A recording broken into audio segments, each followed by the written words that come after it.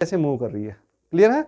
अब देखो दूसरी चीज, अगर मैं यहां से फोर्स लगाता हूं इसके सेंटर, इस लाइन के अक्रॉस नहीं, अगर मैं इस यहां से फोर्स लगाता हूं तो देखो बॉडी या क्या कर रही है, बुक रोटेट कर रही है, राइट।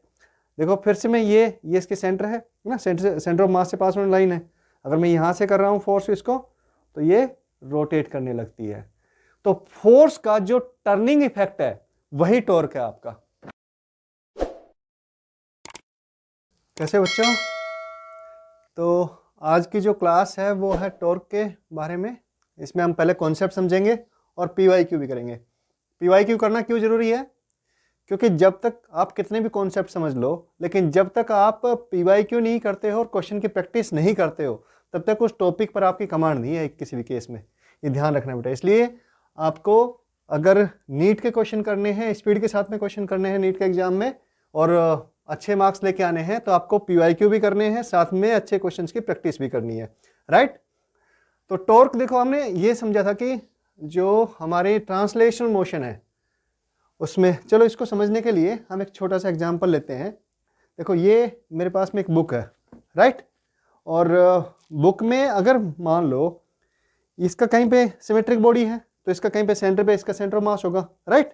कोई दिक्कत है ना, सेंटर ऑफ मास हमने पढ़ा अच्छे से। सिमेट्रिक बॉडी का कहाँ पे होता है, उसके ज्योमेट्रिक सेंटर पे। तो अगर ज्योमेट्रिक सेंटर से पास करने वाले लाइन के अलोंग में कोई फोर्स लगाता हूँ, देखो यहाँ पे, तो ये बॉडी कैसे मूव करती है, ऐसे, राइट, मतलब बुक मूव करती है। और दूसरी लाइन ये भी है, तो अगर मैं ऐसे फोर्स लगा रहा हूँ, देखो इसमें परपेंडिकुलर फोर्स लगा रहा हूँ मैं इसमें, राइट, ऐसे नहीं लगा रहा, ये देखो यहाँ से अंगूठे से ऐसे लगा रहा हूँ, तो बॉडी ऐसे मूव कर रही है, क्लियर है।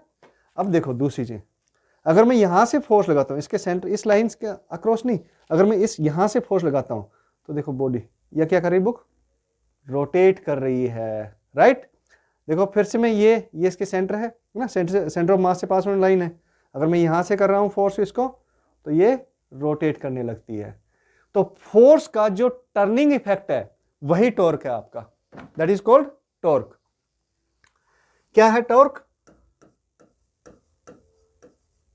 टॉर्क है टर्निंग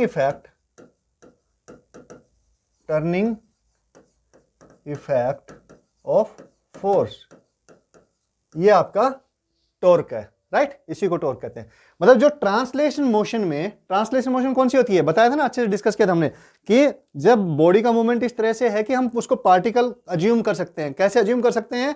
क्योंकि सभी पार्टिकल्स की अगर हम बात करें तो उनकी वेलोसिटी, उनकी पोजीशन में जो भी कुछ चेंज आता है वो, मतलब डिस्प्लेसमेंट उनके द्वारा, वो सब क्या होता है, सेम होता है ट्रांसलेशन मोशन में, राइट। तो हम उसको एज ए पार्टिकल ट्रीट कर सकते हैं। और मतलब एक पार्टिकल के किस तरह से कर सकते हैं कि एक पार्टिकल के ही मोशन को अगर हम एनालाइज कर ले तो हमें पूरी बॉडी की जो मोशन है सभी पार्टिकल्स की, वो मोशन हमें क्या होगी, हमें समझ में आ जाएगी, राइट। लेकिन जो आपका रोटेशनल मोशन हो गई, अदर देन ट्रांसलेशन मोशन होगी, उसमें क्या होता है, उसमें आपका हर एक पार्टिकल अलग अलग वेलोसिटी से मूव करता है, हर एक का डिस्प्लेसमेंट अलग अलग होता है, जैसे रोटेशनल मोशन हो गई, ठीक है। हाँ, तो टॉर्क जो फोर्स का रोल होता है, फोर्स का किसमें, ट्रांसलेशनल मोशन में, वही टॉर्क का रोल होता है आपका रोटेशनल मोशन में, ट्रांसलेशन मोशन, राइट। तो वही आपका टॉर्क का रोल है किसमें, रोटेशनल मोशन में। तो छोटी सी सिंपल बेसिक बात आपको समझ में आ गई, ठीक है। लेकिन क्वेश्चन इस पे नहीं पूछता है। नीट में आपके क्वेश्चन कैसे पूछे जाते हैं, नीट में क्वेश्चन पूछे जाते हैं टॉर्क की कैलकुलेशन से रिलेटेड, राइट। तो टॉर्क को अगर हम डिफाइन करें तो चलो इसको समझ लेते हैं एक बार। हम ये करते हैं, एक किसी भी पार्टिकल की पोजीशन को कैलकुलेट करने के लिए हम क्या करते हैं, उसके हमारे पास में कोऑर्डिनेट होने चाहिए, राइट। तो लेट अस अज्यूम कि हमारे पास में ये पी पॉइंट पे एक पार्टिकल है, ये क्या है, पी पॉइंट है, राइट। और इस पे एक फोर्स लग रहा है, देखो कैसा फोर्स लग रहा है, एक फोर्स है जिसकी डायरेक्शन इस तरह से है, और इसका जो पोजीशन वेक्टर है पी पार्टिकल का, वो पोजीशन वेक्टर कैसे निकालते हैं, इसको इससे मैच कर देंगे, राइट। हाँ,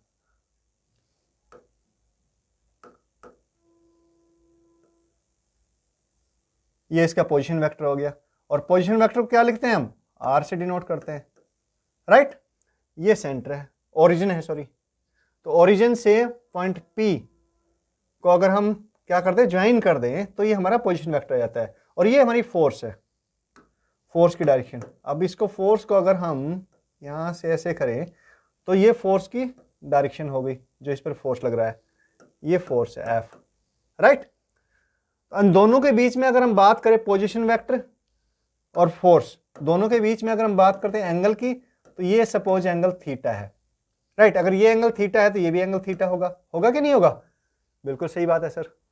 तो जो फोर्स का हमने देखा था कि फोर्स कैसे, टॉर्क कैसे प्रोड्यूस होता है, अगर उसके सेंटर ऑफ मास से अलग पॉइंट पर अगर फोर्स लगता है तो वो क्या करता है, ये रोटेट करने लगता है। मतलब तो ये किस पे डिपेंड कर रहा है, सेंटर ऑफ मास से उसकी डिस्टेंस पर, राइट। हाँ, तो यहाँ पे बॉडी का सेंटर ऑफ मास तो यहीं पर रहेगा, लेकिन हम किसके रिस्पेक्ट में बात कर रहे हैं, टॉर्क की ओरिजिन के पॉइंट, ओरिजिन के रिस्पेक्ट में।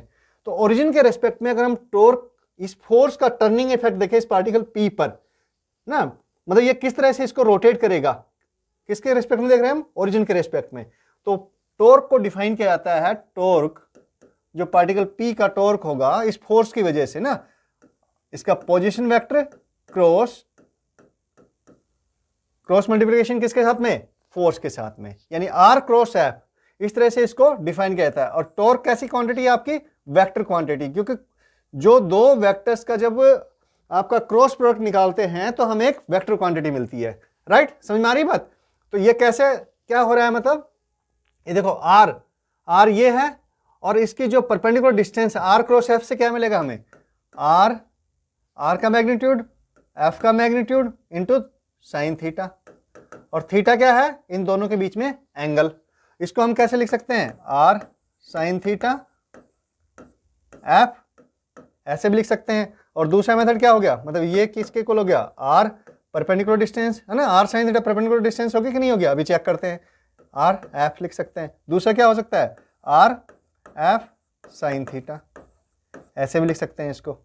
दैट मीन्स R और F परपेंडिकुलर कैसे होगा, F साइन थीटा या R sine theta perpendicular distance. देखो यहां से ये वाला अगर हम ट्रायंगल O हो गया, ये पॉइंट P हो गया, राइट।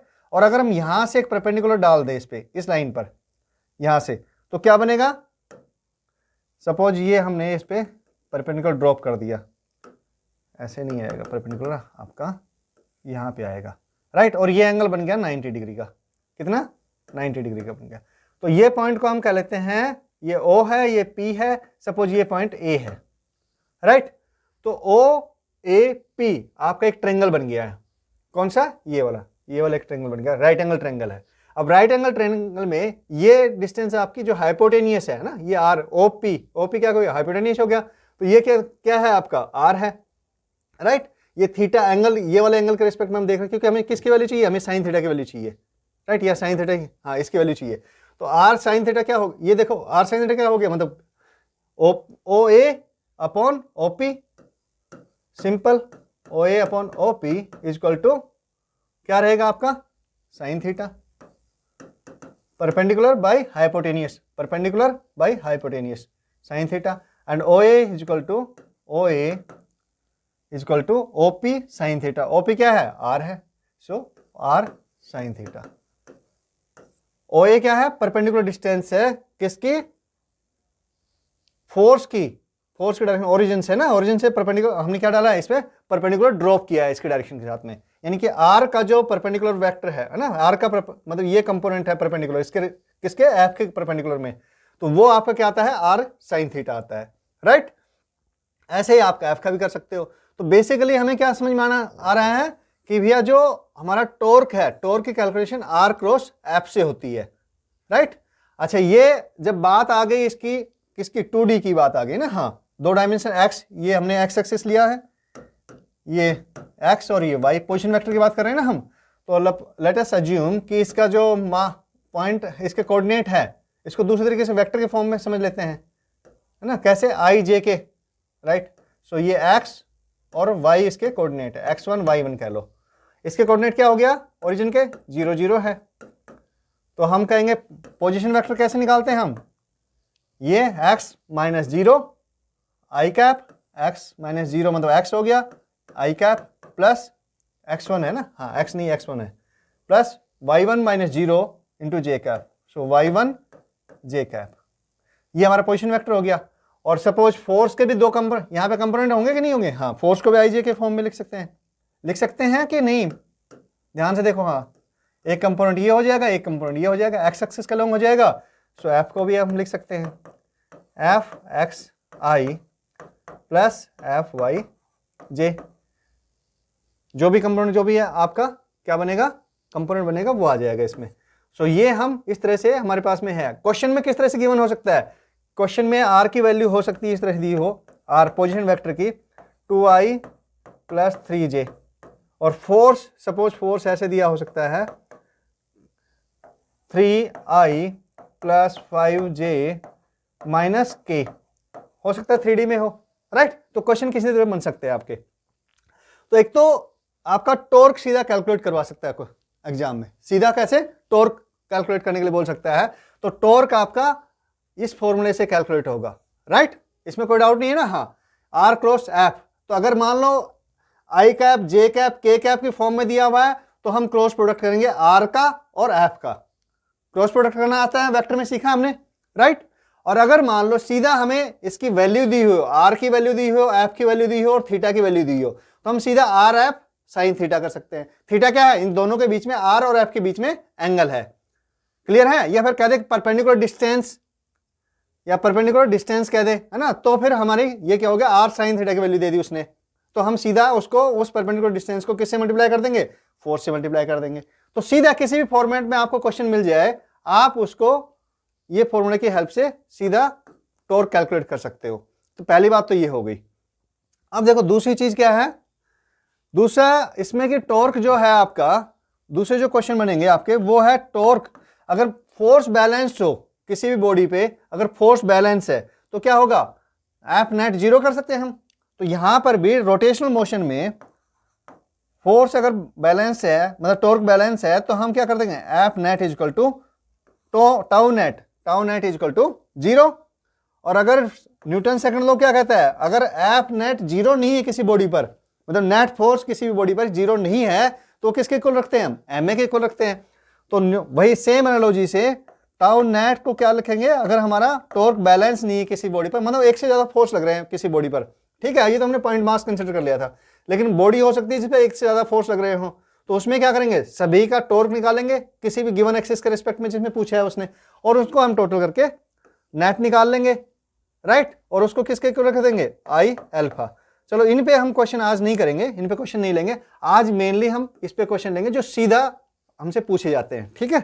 तो चलो पीवाई को किस तरह के पूछे जाते हैं वो देखते हैं एक बार, और समझ में आएगा आपका।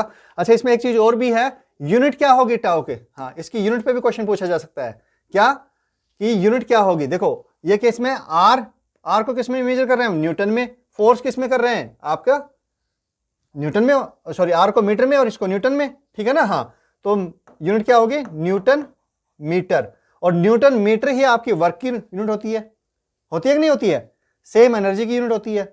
हाँ, तो इसमें कंफ्यूज नहीं होना, इनकी जो डायमेंशन होगी ना, डायमेंशन भी आपकी सेम आएगी, लेकिन इसका मतलब अलग है। इस और इसकी जो डायरेक्शन है आपकी, वो आपके देखो टॉर्क की जो डायरेक्शन होगी, जैसे हमारी ये आर क्रॉस एफ है ना, इसको एफ की तरफ लेके जाएंगे, आर को ऐसे रोटेट करेंगे, आर के अलोंग रख के राइट हैंड साइड को, और राइट हैंड को और ऐसे रोटेट कर देंगे एफ के अलोंग। एफ कैसे करेगा, यहां पर हमने आर परपेंडिकुलर डिस्टेंस के अलोंग लिया है ना, इसको ऊपर की तरफ पुश करके तो ऐसे आएगा, तो ये डायरेक्शन हो जाएगी। जब हम कहेंगे कि ये एंटी क्लॉकवाइज है, क्या टॉर्क अगर एंटी क्लॉकवाइज है, टॉर्क की डायरेक्शन ये, तो ये आएगी ऐसे या फिर ऐसे आएगी, क्लॉकवाइज या एंटी क्लॉकवाइज आएगी, दो आएंगी बस, केवल और ज्यादा डायरेक्शन नहीं आती इसमें, ठीक है। राइट हैंड थंब रूल से करते हैं इसको, और क्लॉकवाइज है आपकी डायरेक्शन, क्लॉकवाइज है तो उसको नेगेटिव लेते हैं, क्या लेते हैं, नेगेटिव। और एंटी क्लॉकवाइज है, एंटी क्लॉकवाइज तो उसको पॉजिटिव लेते हैं, ये ध्यान रखना, ठीक है। हाँ, आज के उसमें ज्यादा काम नहीं आने वाला, पर फिर भी इसको अगर हम डायरेक्शन प्लस या माइनस दोनों में काम चल जाता है। एक इसको याद रखने के लिए, मेमोराइज करने के लिए क्या कर सकते हैं, clocks are negative, clocks are negative, ये अच्छी फ्रेज है, आपको अच्छे से याद रह सकती है कि क्लॉकवाइज डायरेक्शन जो होगी वो आपकी नेगेटिव होगी टॉर्क की, ठीक है। हाँ, क्लॉक्स आर नेगेटिव, देखो एंटी क्लॉकवाइज पॉजिटिव है और क्लॉकवाइज जो डायरेक्शन है वो नेगेटिव है, ठीक है, समझ में आई बात।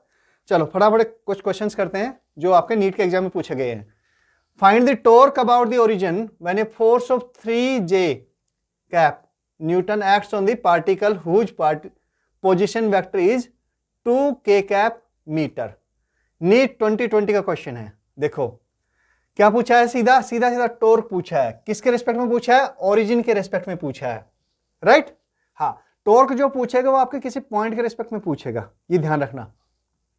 मैंने फोर्स ऑफ 3 मतलब कि सो दैट कि हम उसका क्या करें, पोजीशन वेक्टर निकाल सकते हैं। पोजीशन वेक्टर किसके रिस्पेक्ट में होता है? हमेशा ओरिजिन के रिस्पेक्ट में होता है। अगर मान लो 1 पॉइंट से 2 पॉइंट, उस पर भी जाएंगे बाद में, पहले इसको देखते हैं। तो ये फोर्स दिया हुआ है हमें, force 3J cap Newton, right. और हमारे पास में क्या है, पोजीशन वेक्टर भी दिया है पार्टिकल का, क्या 2K cap newton metre, sorry 2K cap metre. अब टाउ टॉर्क पूछा है, तो टाउ क्या होगा बेटा? सीधा सिंपल सी बात है, R क्रॉस F होगा कि नहीं होगा? So it is 3I into 2K cap, 3J cap, sorry 3J cap into 2K cap. अच्छा, अब हमने ये वेक्टर का क्रॉस प्रोडक्ट देखा था, ध्यान है कि नहीं है? I क्रॉस J क्या देता है हमें? K देता है। J क्रॉस K क्या देगा? I देगा। सर उसी में चलेगा, K क्रॉस I क्या देगा? J देगा। और उल्टा जाते हैं, क्या उल्टा? अगर मान लो I ये करते हैं, I क्रॉस K है ना, यहीं से लेते हैं, तो I क्रॉस K देगा, क्या देगा? माइनस J देगा, अगर हम उल्टा चलते हैं तो, ठीक है। हाँ, तो मतलब अगर मान लो इसका इसका मतलब डायरेक्शन चेंज कर दिए ना, हाँ समझ में आ रहा है? हाँ ओके, J क्रॉस अगर I कर दिया, I क्रॉस J की जगह, तो क्या देगा? Minus K, right. K cross J कर दिया तो क्या देगा? Minus I। इस तरह से चलता रहेगा, राइट। और I क्रॉस K कर दिया तो माइनस J। तो इस तरह से चलता है, ये ध्यान रखना। वेक्टर फॉर्म, वेक्टर प्रोडक्ट में आपने पढ़ाई है, क्रॉस प्रोडक्ट में। हाँ, तो यहाँ पे देखो क्या हो रहा है, J क्रॉस K, 3 इंटू 2 तो 6 आ गया। तो J क्रॉस K क्या देगा हमें? J cross K I। Clear है? सिंपल है बिल्कुल। तो आंसर क्या आएगा? 6I। 6I कौन सा आंसर? डी ऑप्शन है। देखो अगर आपको वेक्टर प्रोडक्ट आता है ना, वेक्टर प्रोडक्ट आता है सीधा सिंपल सा, और ये कॉन्सेप्ट क्लियर है कि टॉर्क जो है हमें अगर वेक्टर फॉर्म में दी हुई चीजें, मतलब फोर्स वेक्टर फॉर्म में दिया है, पोजीशन वेक्टर अगर आपका वेक्टर फॉर्म में दिया है, तो R क्रॉस F, पोजीशन अगर उस वेक्टर फॉर्म में दी हुई है तो R क्रॉस F हम सीधा कर देंगे और ये हमारे पास में आंसर सीधा आ जाएगा, ये टॉर्क आ गया, राइट। कितना सिंपल क्वेश्चन है, पता है तो 2 सेकंड का क्वेश्चन, अगर आप प्रैक्टिस की तो फटाफट सोल्व कर सकते हैं। चलो नेक्स्ट देख लेते हैं, ये नीट 2018 का क्वेश्चन है। द मोमेंट ऑफ फोर्स, अच्छा मोमेंट और टॉर्क एक ही बात है, ठीक है। टॉर्क को ही क्या कहते हैं? मोमेंट बोलते हैं। टॉर्क को मोमेंट ऑफ फोर्स भी बोलते हैं, मोमेंट ऑफ फोर्स, ठीक है। इससे कंफ्यूज मत होना। चलो F गिवन है, हाँ बिल्कुल वेक्टर फॉर्म में है। Moment of force F at point 2 0 -3 about the point 2 -2 is given by. तो ये क्या कर रहा है, इसमें तो सीधा R क्रॉस F नहीं दे, 2 पॉइंट दे दिए इसने, राइट। अब ये क्या कर रहा है कि इसके रिस्पेक्ट में पूछा है इसने। वहां पे हमें देखो पिछले लास्ट क्वेश्चन में क्या था, यहां पे हमारा इसमें हमें क्या दिया था कि वेक्टर, पोजीशन वेक्टर दे दिया था। यानी कि कहां से लेते हैं पोजीशन वेक्टर? हम ओरिजिन से लेते हैं, राइट। किससे? ओरिजिन से लेते हैं। लेकिन यहां पर हमारे पास में पॉइंट दे दिया कि इस पॉइंट के रिस्पेक्ट में निकालना है, यानी ओरिजिन की जगह हमें ये पॉइंट मिल गया। तो अगर हम इसका पोजीशन वेक्टर निकालें, है ना, किसका, इसके रिस्पेक्ट में, ये मान लो क्या रहेगा, R2 फाइनल है, ये पॉइंट है, यहां पे फोर्स एक्ट कर रहा है, कौन से पॉइंट पे, इस पॉइंट पे फोर्स एक्ट कर रहा है, कह रहे हैं ना हम, force, the moment of force at इस पॉइंट पर, यानी फोर्स इस पे एक्ट कर रहा है। तो ये क्या आएगा बेटा, 2i plus 0j minus 3k, clear है। और अगर हम इस पॉइंट के रिस्पेक्ट में निकाल रहे हैं अबाउट दिस पॉइंट, है ना, हमारा R1 वैसे क्या होता है, पोजीशन वेक्टर हम कहें तो वो ओरिजिन के रिस्पेक्ट में, लेकिन यहाँ पे ओरिजिन नहीं है, किसके रिस्पेक्ट में है, इस पॉइंट के रिस्पेक्ट में है। तो लेट अस अज्यूम कि ये इसका पोजीशन वेक्टर क्या आ जाएगा, 2i, ये माइनस 2j माइनस 2k। अब हमें इस पॉइंट के रिस्पेक्ट में पूछा है इसने, इस पॉइंट के रिस्पेक्ट में, तो हम क्या करेंगे कि जो हमारे r जो आएगी पोजीशन वेक्टर, है ना, r क्रॉस टाउ क्या होता है हमारा, टाउ है हमारा r क्रॉस f, यानी या मोमेंट कह लो, मोमेंट ऑफ फोर्स कह लो, ये होता है, ठीक है। हाँ, तो ये r क्या आएगा इस तरह के केस में, R2 माइनस R1, मतलब जिस पॉइंट पर फोर्स लग रहा है, ये देखो, जिस पर फोर्स अप्लाई कर रहे हैं हम, फोर्स इज बीइंग अप्लाइड, वो आपका R2 होगा। और ये अबाउट ध्यान रखना, जो पॉइंट जिसके रिस्पेक्ट में पूछ रहा है, जिसके अबाउट में पूछ रहा है, ठीक है, हाँ, उसको हम R1 लेंगे और R कैसे निकाल देंगे, R2 माइनस R1, सीधा सिंपल सा है। सो देखो 2i माइनस 2i तो 0 हो जाएगा, 0i 0j R2, है ना, पहले R2 ले रहे हैं, R2 माइनस ये 0 माइनस 2 यानी प्लस का 2 बच गया, 2j minus 3k minus 2k, minus minus plus हो गया तो माइनस 3k प्लस 2k यानी माइनस k बच गया, राइट, k कैप। सो ये r क्या आ गया हमारा, r आ गया 0i plus 2j cap minus k cap, ये आ गया। और टॉर्क कैसे निकालते हैं हम, r क्रॉस f, तो उससे भी निकाल सकते हैं सीधा, किससे, r cross f, tau is equal to r cross f। तो ये हम i j k determinant form से निकाल सकते हैं सीधा। तो पहले r रखेंगे, r की वैल्यू रखेंगे यहां पर, r कितना है, ये i कितना है 0, करना आता है कि नहीं आता, 2 माइनस 1, f गिवन है, हाँ 4i plus 5j minus 6k। So i 4 है, j कितना है माइनस 6 है, k कितना है, सॉरी j आपका 5 है प्लस का, और k आपका माइनस 6 है। सो ये हमारा r क्रॉस f आ गया, ठीक है। कैसे करते हैं, i के रेस्पेक्ट में निकालना, तो इसको छोड़ दो, इस रो को छोड़ दो और ये कॉलम को छोड़ दो, और इसको मल्टीप्लाई पहले इससे करो, माइनस में फिर ये होगा, इन दोनों का मल्टीप्लिकेशन, ठीक है। सो i कैप इंटू, इसको रो को छोड़ दिया, i वाले को रो को, और इसको कॉलम को भी छोड़ दिया, राइट। हाँ, तो ये माइनस 2 इंटू माइनस 6 कितना हो गया, माइनस 12, माइनस 5 इंटू 1 कितना हो गया, 5 हो गया, और माइनस का ये, सो ये प्लस 5, माइनस j, ये माइनस करते हैं तो इसको छोड़ दो और इसको भी छोड़ दो, तो ये कैसे हो, ये 0 इंटू माइनस 6 यानी 0, माइनस 4 इंटू माइनस 1, माइनस 1 और माइनस 4 आ गया, और ये वैसे इसमें करते हैं, ये वाले मतलब इसमें तो माइनस आएगा, तो ये प्लस का हो जाएगा, प्लस 4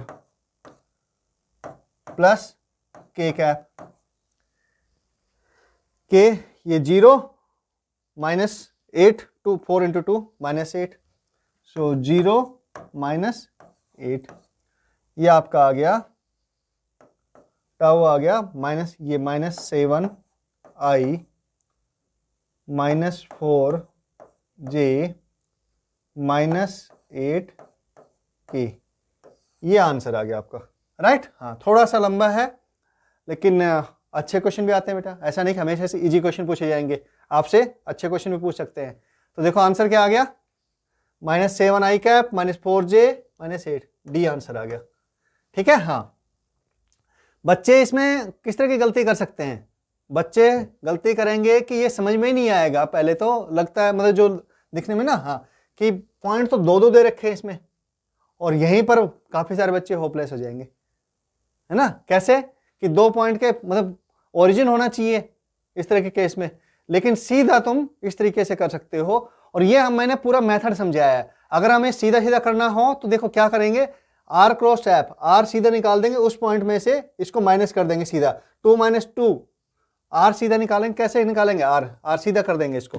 चलो यहां पे करके दिखाता हूं ना, हाँ, आर सीधा कर देंगे इसमें। आर कैसे निकालेंगे, जब आप थोड़ा सा प्रैक्टिस कर लेंगे तो आपको सीधा समझ में आ जाएगा। 2 इस पॉइंट के रिस्पेक्ट में पूछा है, इस पॉइंट पर फोर्स लग रहा है, तो 2 - 2 0, 0 आई, 0 - 2 -2 है ना, हाँ, प्लस का हो जाएगा, +2j, -3 -2 है ना, माइनस प्लस हो जाएगा, माइनस करेंगे ना, हाँ, तो यानी -j, ये हमारा सीधा आर निकल के आ गया। देखो वही आ रहा है ना, हाँ, ये आर निकल के आ रहा है। और आप इसके बाद में और कोई स्टेप नहीं करेंगे, सीधा इसी स्टेप पे आ जाएंगे जब आपकी प्रैक्टिस हो जाएगी तो, कि हाँ, डिटरमिनेंट फॉर्म से फटाफट इसको मल्टीप्लाई करो। सो आई जे के ये रखा, इसके साथ में फटाफट ये किया, ये करोगे आप -6 माइनस यानी +4, यानी कि कितना बच गया, नहीं सॉरी, आई जे के है ना, हाँ, -12 -5 -7 आ गया सीधा। उसके बाद में ये छोड़ दोगे, ये फटाफट कर दोगे। इसमें कैलकुलेशन में टाइम लगता है, जब आप प्रैक्टिस कर लोगे तो आपको टाइम लगेगा, लेकिन शुरू में क्योंकि मैं समझा रहा हूं तो इसमें टाइम लग रहा है बेटा, ठीक है। हाँ, एक और क्वेश्चन देखते हैं, चलो, ज्यादा मुश्किल नहीं, सीधा आर क्रॉस एफ पे आता है वेक्टर, जो आपको प्रोडक्ट क्रॉस प्रोडक्ट करना आना चाहिए आपको, और आर का मतलब समझ में आना चाहिए कि आर कौन सा है, एफ मतलब आप एफ की वैल्यू क्या लेंगे, आर की वैल्यू क्या लेंगे। उसके बाद में क्वेश्चन सीधा सीधा हो जाता है। देखो क्या कर रहा है इसमें, ये एएमयू में पूछा गया क्वेश्चन है, a force F = 2 newton acts on a particle P in XZ plane. अच्छा, अभी तक हम XY प्लेन और उसकी बात करते थे, तो बेटा ये देख, इस तरह से इसने फिगर भी दिया है। The force F is parallel to X axis, ये हमारा X एक्सिस है, ये Y एक्सिस है, ये Z एक्सिस है ना। जनरली हम क्या करते हैं, इसको X लेते हैं, इसको Y लेते हैं, इसको Z लेते हैं, ठीक है, हाँ, लेकिन यहाँ पे इसने X लिया है, तो आप जैसे भी समझ में आया वैसे कर लेना, कोई दिक्कत नहीं उसमें। The particle P as shown in the figure, ये यहाँ पे कोई पार्टिकल P है, and the line joining P, sorry, the particle P as shown in the figure is at a distance 3 metre. कितने डिस्टेंस पे है, 3 मीटर पे है, ये वाली डिस्टेंस 3 मीटर है, किससे, origin, and the line joining P, and the line joining P, ये वाली जो है, ये आपने कितना दे दिया, यानी आर की वैल्यू इसने दे दी 3 metre, is at a distance 3 metre, and the line joining P with origin makes an angle 30 degree with the X. और एंगल आपका जो है, ये जो ओरिजिन से तो पोजीशन वेक्टर जाता पॉइंट का, किसी पॉइंट का, ये ओरिजिन है ना, तो ये तो आर दे दिया उसने, हमारे पास में आर दे दिया ना, आर। और फोर्स किसका पैरेलल बताया इसने, फोर्स आपका बताया है parallel to X axis, parallel to ये एक्स एक्सिस है, इसके पैरेलल में फोर्स लगाया हुआ बेटा, देखो, ठीक है ना। हाँ, तो यानी कि इन दोनों के बीच में आर और एफ, एफ की ये ना, ये एंगल दे दिया इसने, कितना दे दिया, 30 डिग्री दे दिया बेटा, right. with the x axis the magnitude of torque P with respect to origin O in Newton meter is, देखो फोर्स आपका 2 न्यूटन दिया है, फोर्स। अब ज्यादातर बच्चे तो इस क्वेश्चन को देखते ही शायद छोड़ देंगे, है ना, लगेगा क्या कॉम्प्लेक्स क्वेश्चन दे दिया, लेकिन इससे इजी क्वेश्चन नहीं पूछेगा आपको। अगर आपको क्वेश्चन थोड़ा सा समझ में आ गया तो बिल्कुल इजी क्वेश्चन है। देखो कैसे इजी है, फोर्स गिवन है, हमें आर की वैल्यू गिवन है ना, आर, चलो उसमें किस मैग्नीट्यूड गिवन है ना, तो फोर्स का मैग्नीट्यूड गिवन है, कितना है, 2 न्यूटन है। आर की वैल्यू गिवन है, आर कितना है आपका 3 मीटर है, राइट। और थीटा भी गिवन है, आर और एफ के बीच में थीटा है ना ये, हाँ, आर और एफ का आपको ये समझ में आना चाहिए कि आर और एफ के बीच में थीटा है ये। अगर वो समझ में आ गया तो आपको समझ में आ जाएगा कि हाँ, थीटा भी आपका 30 डिग्री गिवन है। और हमें टाउ पता होता है, हमारा क्या होता है, आर क्रॉस एफ, और वो आता है हमारा R F sine theta, R F sine theta. समझ में आ रही है कि नहीं, सारी वैल्यू दे दी गई है। अच्छा, ये समझ में आ रहा है कि नहीं आ रहा आपको, कि कैसे फिगर, देखो ये आपका वाई एक्सिस है, ये जेड एक्सिस है, और ये एक्स एक्सिस है, ये डायरेक्शन में, ये डायरेक्शन में एक्स एक्सिस है, ठीक है। और जो फोर्स पॉइंट है, पॉइंट कहां पर है, देखो एक्स जेड प्लेन की बात कर रहा है वो, एक्स जेड प्लेन, यहाँ पर देखो ये एक्स जेड प्लेन है ना, हाँ, तो पॉइंट आपका कहाँ पर है, पॉइंट आपका ये जेड एक्सिस हो, ये एक्स एक्सिस हो गया और ये जेड एक्सिस हो गया। तो ये जो प्लेन है, ये वाला प्लेन, ये प्लेन आपका कौन सा है, एक्स जेड प्लेन है। तो पॉइंट आपका पी यहाँ पर है कहीं पर। तो ये जो आपका ओरिजिन से क्या बन रहा है, ये इसमें दिख रहा है क्योंकि हमने 2D में ड्रॉ किया है इसको ना। बाकी ये जो है ये यहाँ पे पॉइंट बन रहा है, पी जो है पॉइंट आपका यहाँ पर है। और जो फोर्स लग रहा है, फोर्स आपका इधर लग रहा है, ये जो फोर्स है ना, हाँ, ये मान लो ये एफ फोर्स है, इसमें ड्रॉ में यहाँ पे होना चाहिए था, एफ फोर्स है, ठीक है, हाँ। तब ये देखो फोर्स पॉइंट कहाँ पर है, यहाँ पर है, फोर्स इस पे ऐसे लग रहा है इस पॉइंट पर, ठीक है, और ये इसकी पोजीशन है, ये मतलब आर है यहाँ से। और ये प्लेन कौन सा है, प्लेन आपका ये वाला है। अगर मैं बात करूँ थोड़ा समझाने के लिए आपको, तो चलो ये बुक की हेल्प लेते हैं वापस। तो ये देखो ये वाला प्लेन है, ये आपका एक्स और ये जेड, ठीक है, और पॉइंट कहाँ पर है, पॉइंट आपका कहीं पर इधर है यहाँ पे। ये आपका अगर हम ये ओरिजिन ले ले, ये ओरिजिन के रेस्पेक्ट में ये एक्स एक्सिस आ गया और ये जेड एक्सिस आ गया। तो पॉइंट आपका कहीं पर यहाँ पर है, और इसको जो मिलाते हैं ऐसे, है ना, इसको यहाँ पे ऐसे मिला रहे हैं, तो ये आर है और फोर्स इस पे ऐसे लग रहा है, एक्स के अलोंग ऐसे। शायद समझ में आ गया होगा, उम्मीद है।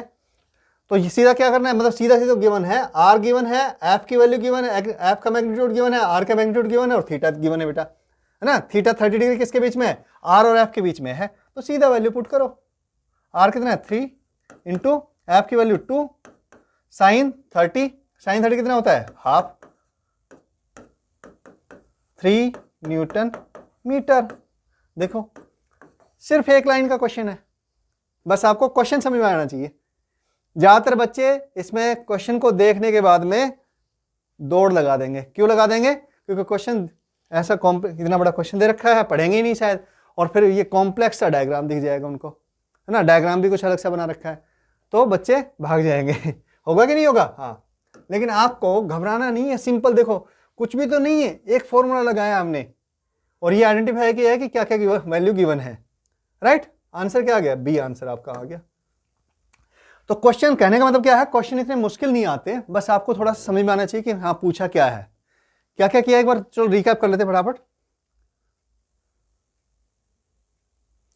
देखो आपका टॉर्क का मतलब आपको समझ में आ गया कि टॉर्क क्या होता है, एक ही फॉर्मूला काम में आ रहा है, आर क्रॉस एफ, यानी आर एफ साइन थीटा, बस कहानी खत्म। उसके बाद में आपको अगर वेक्टर फॉर्म में दिया है, प्लेन में दिया है ना, हाँ, या तो परपेंडिकुलर डिस्टेंस दे देगा, किसकी, फोर्स की परपेंडिकुलर डिस्टेंस दे देगा उस पॉइंट के रिस्पेक्ट में, जिस पॉइंट के रिस्पेक्ट में आपने क्या पूछा है, इसने टॉर्क पूछा है, उस पॉइंट के रिस्पेक्ट में ये परपेंडिकुलर डिस्टेंस दे देगा। तो हमारा बात ही खत्म होगी, है ना। उसको फोर्स से मल्टीप्लाई कर देंगे, परपेंडिकुलर डिस्टेंस इंटू फोर्स। अगर ये नहीं देगा तो क्या देगा, आर देगा, फोर्स एफ देगा और थीटा देगा, तीनों चीज देगा, खत्म बात उस केस में भी।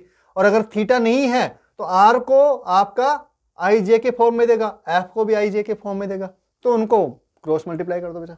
सिंपल से इतनी सी स्टेप करनी है आपको, ज्यादा कुछ भी नहीं है और आपका क्वेश्चन पक्का हो जाएगा, ठीक है ना। हाँ, क्रॉस आपका वेक्टर का क्रॉस प्रोडक्ट है वो आपको आना चाहिए, हमने क्लास में डिस्कस किए, काफी डिटेल में डिस्कस किए हैं, तो एक बार जाके उसका भी रेफरेंस ले सकते हो आप। चलो ठीक है, हाँ समझ में आया, ओके। तो फिर मिलते हैं नेक्स्ट लेक्चर में नेक्स्ट टॉपिक के साथ में। तब तक के लिए आप प्रैक्टिस जरूर करना, प्रैक्टिस नहीं करेंगे तो आपकी प्रिपरेशन अधूरी है, ध्यान रखना। आपकी स्पीड भी नहीं बनेगी और एक्यूरेसी भी नहीं आएगी, इसके साथ में ही आपकी प्रिपरेशन भी, मतलब अच्छा स्कोर आप नहीं कर पाएंगे। PYQ की प्रैक्टिस करनी है, साथ में कुछ अच्छे जो ऑब्जेक्टिव क्वेश्चंस हैं कोई अच्छी बुक से कर लेना, हाँ, DC पांडे से भी कर सकते हो आप, है ना। उसके साथ में और भी दूसरी बुक्स भी आती हैं, कोई भी आप, या DPP अगर आपकी कोचिंग से मिलता है तो वो भी कर सकते हो, तो उससे कर लेना, ठीक है। प्रैक्टिस नहीं करोगे तब तक प्रिपरेशन अधूरी समझना बेटा, प्रैक्टिस करनी पड़ेगी।